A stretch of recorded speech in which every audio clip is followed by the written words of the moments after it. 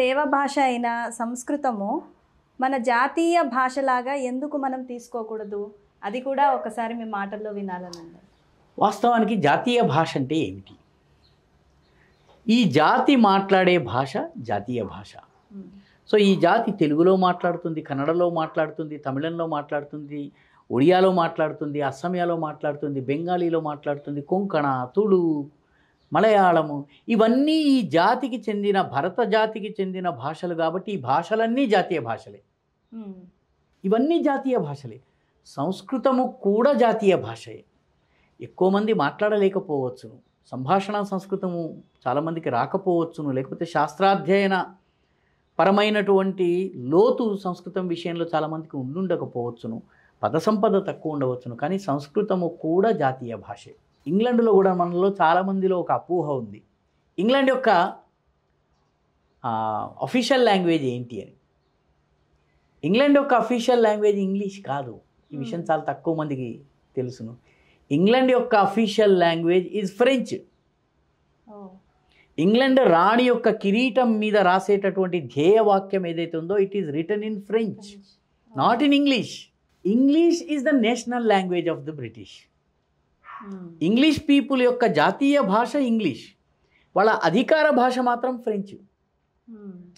So సంస్కృతాన్ని మీరు అధికార భాష చేయదలుచుకున్నారా? ఇది అనేకానేక జాతీయ భాషలతో పాటు ఈ జాతీయ భాషలన్నీ మాతృకగా సంస్కృతాన్ని చూస్తున్నారు. ఇది మనకి స్పష్టత రావాలి. కాబట్టి భాషలన్నీ జాతీయ భాషలే. ఈ దేశానికి చెందినటువంటి అన్ని భాషలు జాతీయ భాషలే. నాగాల్యాండ్లో 10,000 మంది మాత్రమే మాట్లాడేటటువంటి మరింగ్ అనే భాష కూడా ఈ దేశపు జాతీయ భాషే. ఒక చిన్న మూలలో మాట్లాడవచ్చు, అది కూడా జాతీయ భాషే. కాబట్టి సంస్కృతము ఈ దేశపు జాతీయ భాష అవును, దానిని ఒకడు ప్రకటించవలసిన అవసరం లేదు. అది నిజానికి ఏ రకంగానైతే చెప్తారో, నాభిషేకో న సంస్కారో సింహస్య క్రియతే మృగై విక్రమార్జిత రాజ్యస్య స్వయమేవ మృగేంద్రత. అభిషేకం అవసరం లేదు, సంస్కారం అవసరం లేదు, నెత్తిన కిరీటం పెట్టనవసరం లేదు. సింహాన్ని ఎవడు కూడా రాజుగా ప్రకటించడు. భాషలలో సింహమైనటువంటి సంస్కృతానికి స్వయమేవ మృగేంద్రత. కాబట్టి దానంతటా అదే రాజు. అది దీన్ని ఒకడు ప్రకటించని అవసరం లేదు. అయితే ఈ దేశంలో ప్రజలు సంస్కృతంలో మాట్లాడటము, సంస్కృతంలో ట్రాన్సాక్ట్ చేయటం మొదలు పెడితే అది ఎక్కువ మంది ప్రజలు వాడటం మొదలవుతుంది. కాబట్టి ప్రజలకు సంస్కృతం అంటే ఇదేదో గొట్టు భాష, కఠినమైన భాష, ఇది నేర్చుకోవడం అంటే ఇదేదో అయఃపిండం, ఉక్కుముక్క అన్నటువంటి భావన తొలగించి ఇది చాలా సులువైనది అన్న నమ్మకం కలిగించాలి. మీ ఏకదంత ఛానల్ ద్వారా ప్రయత్నం చేస్తున్నారు, నిజంగా అభినందించాల్సిన విషయం. ఎందుకంటే చాలా సరళమైనటువంటి పిల్లవాడి చేత మాట్లాడిస్తున్నారు, తల్లి చేత మాట్లాడిస్తున్నారు. చిన్న చిన్న స్కిట్స్ ద్వారా, చిన్న చిన్న వాటిని ఏకాంకికల ద్వారా మీరు విషయాన్ని బోధిస్తున్నారు. సంస్కృత భారతి సంభాషణ సంస్కృతాన్ని ఇలాగే ప్రచారం చేసింది. నేను మొట్టమొదటిసారి 1985లో సంస్కృత భారతి వాళ్ళ చము కృష్ణశాస్త్రి గారు, ఆయన వారు నిర్వహించినటువంటి సంభాషణ శిబిరంలో పాల్గొన్నాను. మేము పాల్గొన్న రోజున అది మాకు కేవలం సరదా మాత్రమే, ఏదో సరదాగా ఉంది, ఉట్టిగా వెళ్దాము. అయితే ఆయన బోధించిన పద్ధతి చాలా గొప్పదండి, చాలా విలక్షణమైంది. సంస్కృతం అంటే మనందరికీ ఏంటంటే ఇది ఒక ఉక్కు ముక్క, ఇది పంటి కింద రాయి, మనకి ఉచ్చారణ రాదు, లేకపోతే చాలా ఇబ్బంది అని. ఆయన క్లాసులోకి రావడమే, మేము ఆయన తరగతిలోకి వెళ్తుంటేనే మాతో సంస్కృతంలో మాట్లాడటం మొదలుపెట్టారు. ఆగచ్చతు ఆగచ్చతు అన్నారు. ఇలా అనేది ఏదైతే ఉందో, ఓహో మిమ్మల్ని రమ్మంటున్నారు. ఉపవిశతు అన్నారు. కూర్చోమంటున్నారు. ఎందుకంటే ఏ భాషలోనైనా 15% spoken language, 85% non verbal communication. అంటే నోటితో మాట్లాడకుండా మీ చేతుల ద్వారా, కళ్ళ ద్వారా, మీ శరీరం ద్వారా, మీ బాడీ లాంగ్వేజ్ ద్వారా మీరు మాట్లాడతారు. ఆయన ఆగచ్చతు ఉపవిశతు మమ నామ కృష్ణశాస్త్రి భవతా నామ కిం అని అడిగారు. మొట్టమొదట ఆ రోజే కూర్చున్నటువంటి మేము లేచి మమ నామ సుధాకర అని చెప్పాను. దీనికి నేర్చుకోని అవసరం లేదు. ఏమండి ఇంగ్లీష్ ఎలా నేర్చుకుంటున్నారండి ఈరోజు? ఉమ్. నేను ఈరోజు ఒక క్యాబ్లో వచ్చాను, మంచిర్యాల నుంచి వస్తున్నాను. క్యాబ్ నడిపిస్తున్న వ్యక్తి పెద్దగా చదువుకోలేదు, ఉమ్. రైతు కుటుంబంలో పుట్టాడు, క్యాబ్ నడుపుకుంటున్నాడు.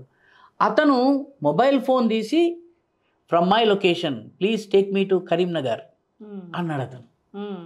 ఏ స్కూల్లో నేర్చుకున్నాడు అతను? Who taught him that? ఎవరు నేర్పించారు? ఉమ్. ఏమయ్యా ఫోటోలు అప్లోడ్ చేసావా, డౌన్లోడ్ చేసుకున్నావా ఫారంని? ఉమ్. ఈ పదాలు ఎక్కడి నుంచి వచ్చినాయి? బస్సు ఎక్కావా, రైల్లో వెళ్ళావా, ఎక్కడి నుంచి వచ్చింది? ఆ పెన్ ఇలాతే, ఉమ్. ఆ పేపర్ ఇలా తీసుకునిరా. ఈ పదాలు మన తెలుగులోకి ఎట్లొచ్చినాయి? ఉమ్. అదే విధంగా సంస్కృతాన్ని మీరు గనక అందరికీ సులువుగా అర్థమయ్యే రీతిలో బోధించగలిగితే, ఆగచ్చతు ఉపవిశతు భవాన్ కుతతః ఆగతవాన్, మీరు ఎక్కడి నుంచి వచ్చారు? ఉమ్. అహం దమ్మాయిగూడతః ఆగతవాన్, ఉమ్. నేను దమ్మాయిగూడ నుంచి వచ్చాను. ఇంత సులువుగా మనము బోధించవచ్చు, నేర్పించవచ్చు. ఉమ్.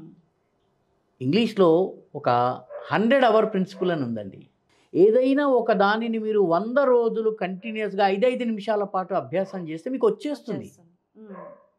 అది 100 పాయింట్ ప్రిన్సిపల్ ఏదో చెప్తారు దాన్ని. ఉమ్. అలాగా సంస్కృతం కూడాను, సంభాషణ సంస్కృతం వస్తుంది. మీరు నేను సంస్కృతంలో మాట్లాడటం మొదలుపెట్టామనుకోండి, ఉమ్. దానివల్ల మిగతా వాళ్ళు కూడాను అది చాలా సులువు అని చెప్పి వచ్చి కలుస్తారు. కాబట్టి సంభాషణ సంస్కృతాన్ని పాపులరైజ్ చేయకపోతే, ఉమ్.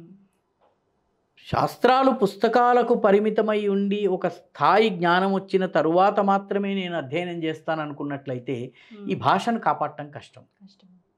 ఈ భాషను కాపాడాలంటే ఈరోజు ఇంగ్లీష్ని ఏబిసిడీలు 26 రానివాడు కూడా, ఉమ్. మీరు ఒకసారి ఢిల్లీకి వెళ్ళండి, పాలికా బజార్కి వెళ్ళండి. పాలికా బజార్లో గుజరాత్లోని అత్యంత సుదూర ప్రాంతంలో ఉండేటటువంటి గిరిజన మహిళలు వస్తారండి. ఉమ్. గిరిజన మహిళలు వచ్చి పూసలు అమ్ముతారు. ఉమ్. పూసలతో చేసిన దండలు, చెవిరింగులు ఇవన్నీ అమ్ముతారు. ఉమ్. మీరు ఆశ్చర్యపోతారు. వాళ్ళు ఫారిన్ వాళ్ళు వచ్చినప్పుడు, లేకపోతే సౌత్ ఇండియన్స్ వచ్చినప్పుడు దే స్పీక్ ఇంగ్లీష్. ఉమ్. మీరు గోవా బీచ్లోకి వెళ్ళండి, గోవా బీచ్లో పూసలు అమ్మే వాళ్ళు ఉంటారు, దే స్పీక్ ఇంగ్లీష్. వాడు స్కూల్కి వెళ్ళలేదు, జీవితం అంతా కూడాను పడవల మీదో బోట్ల మీదో నడిచి చేపలు అమ్ముకుని బ్రతికినటువంటి వాళ్ళు దే స్పీక్ ఇంగ్లీష్. ఎంత అద్భుతం అంటే, don't haggle with me, don't bother with, don't waste my time ma'am, go ma'am. Typical British accent తోటి, ఫారిన్ యాక్సెంట్ తోటి అంటుంది. ఎందుకు అంటే వాళ్ళకి అది అవసరం కాబట్టి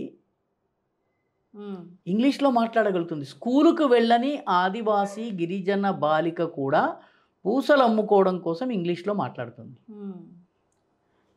సంస్కృతము పట్ల కూడా ఆ రకమైన అభిరుచిని, అభినివేశాన్ని, అవసరాన్ని మీరు సృష్టించగలిగితే సంస్కృతము నిలబడుతుంది. కాబట్టి జాతీయ భాషగా ఒకడు ప్రకటిస్తే ఒక భాష నిలబడదు. జాతీయ భాషగా నిలబడాలంటే భాషని మాట్లాడగలగాలి, నేను బిజినెస్ ట్రాన్సాక్ట్ చేయగలగాలి. ఇది అన్నిటికన్నా ముఖ్యము. ఈరోజు ఎవరు చెప్పారని చెప్పి ఉర్దూ భాషకి ఇంత ప్రాచుర్యం వస్తున్నది. సినిమాల్లో ఉర్దూ వాడుతున్నారు. ఉర్దూ వాడే కొద్దీ మనం కూడాను ఓహో స్వచ్ఛమైన హిందీలో మంచి హిందీ మాట్లాడటం అంటే ఉర్దూ మిక్స్డ్ హిందీయే గొప్పదేమో అని అన్నటువంటి భ్రమలో మనం వచ్చాము. అలాగే సంస్కృతానికి సంబంధించినంత వరకు ఈ భాషలో నేను బేసిక్ బిజినెస్ ట్రాన్సాక్ట్ చేసుకోగలగాలి. ఒక 2-3 కలిసి మేము సంస్కృతంలో మాట్లాడాలి. ఈ స్పోకెన్ సంస్కృత్ కనుక పవర్ఫుల్ అయితే రిటర్న్ సంస్కృతి వస్తుంది, రీడింగ్ సంస్కృతి వస్తుంది. ఈ 3 గనక వచ్చినట్టయితే సంస్కృత పాండిత్యం పెరుగుతుంది. సంస్కృతంలో ఉన్నటువంటి అమూల్య నిధులు ఏవైతే ఉన్నాయో వాటిని మనం అందుకోగలుగుతాం. కాబట్టి జాతీయ భాషగా ప్రకటించడం ఒక్కటే పరిష్కారం కాదు. దానిని మాట్లాడేటటువంటి ఒక band of believers must be created. దీన్ని నమ్మి నేను సంస్కృతంలో జీవిస్తాను, సంస్కృతంలో మరణిస్తాను అని భావించే వర్గాన్ని తయారు చేయాలి. ఇలాంటి ఏకదంత ఛానల్ వంటి ఛానల్స్ చేస్తున్నాయి. 7వ తరగతిలో 8వ తరగతిలో ఉన్నప్పుడు నేను ముందు సంస్కృత వార్తలు విని, ఆ తర్వాత 7:05 రేడియోలో వచ్చే తెలుగు వార్తలు వినేవాడిని. తద్వారా సంస్కృతం అర్థమయ్యేది. బలదేవానంద సాగర ఆయన చెప్పేటటువంటి వార్తలు మాకు అర్థమవడం మొదలైనాయి. ఓహో ఈ పదం వాడాడు, దీనికి ఇదన్నమాట తెలుగులో ఇది. ఈ రకంగా ట్రాన్స్లేషన్ చేసేటటువంటి సామర్థ్యం కూడా పెరుగుతుంది. కాబట్టి ఒక లాంగ్వేజ్ను మాట్లాడే వాళ్ళ సంఖ్య పెంచాలి. అదృష్టవశాత్తు ఈ దేశంలో చాలామంది ఇప్పటికీ సంస్కృతంలో సంభాషిస్తున్నారు. చాలామంది శంకరాచార్యులు, సాధువులు, సన్యాసులు, సంస్కృత పండితులు ఉన్నారు, ప్రకాండమైనటువంటి విద్వాంసులు ఉన్నారు. ఢిల్లీలో ఒక ముస్లిం, ఆయన సంస్కృత లాంగ్వేజ్ ప్రొఫెసర్. ఆయన is a professor in Sanskrit. He taught Sanskrit in Afghanistan, Uzbekistan, కజాకిస్తాన్లో ఆయన నేర్పించారు. కాబట్టి సంస్కృతం అనేది కఠినము కాదు, కానీ దానిని మనము సంభాషణ పరంగా ప్రయోగం చేయటం ప్రారంభిస్తే నెమ్మది నెమ్మదిగా అది జాతీయ భాషగా మనం ఏదైతే ఉద్దేశిస్తున్న స్థాయి ఉందో ఆ స్థాయికి అది చేరుకుంటుంది. ప్రజలు మాట్లాడటం మొదలు పెడితే భాషకు గుర్తింపు వస్తుంది. ప్రజలు మాట్లాడకపోతే పుస్తకాలలోకే ఉంటే ఈరోజు పాళీ భాష ఉంది, ప్రాకృత భాష ఉంది, పైశాచీ భాష ఉంది, అవి ఏమైపోయినాయి? There all gone. ఎవరో ఒకళ్ళో ఇద్దరో తెలిసిన వాళ్ళు ఉన్నారు. తెలుగులో కూడా మనకి తెలియకుండా చాలా పదాలు పోతున్నాయి. ఇప్పుడు నువ్వు ఎన్నో తరగతి అని అడిగారు అనుకోండి, పిల్లోడు అమాయకంగా మొహం పెడతాడు, ఏంటి మాట్లాడుతున్నాడు ఇతను, బాబు నువ్వు ఎన్నో క్లాస్ అని అనాలి. సో ఈరోజు సంస్కృతానికి ఏ గతి పట్టిందో అలాంటి గతి 100 సంవత్సరాల తర్వాత, 50 సంవత్సరాల తర్వాత తెలుగు కూడా పడుతుంది. కాబట్టి సంస్కృతాన్ని కాపాడితే తెలుగు కూడా కాపాడబడుతుంది. కాబట్టి జాతీయ భాషగా గుర్తింపు కన్నా కూడా ముఖ్యమైనది ఆ భాష మాట్లాడేటటువంటి సంభాషణా పరుల సంఖ్యని పెంచాలి. ఆ దిశగా మన ప్రయత్నం ఉండాలి.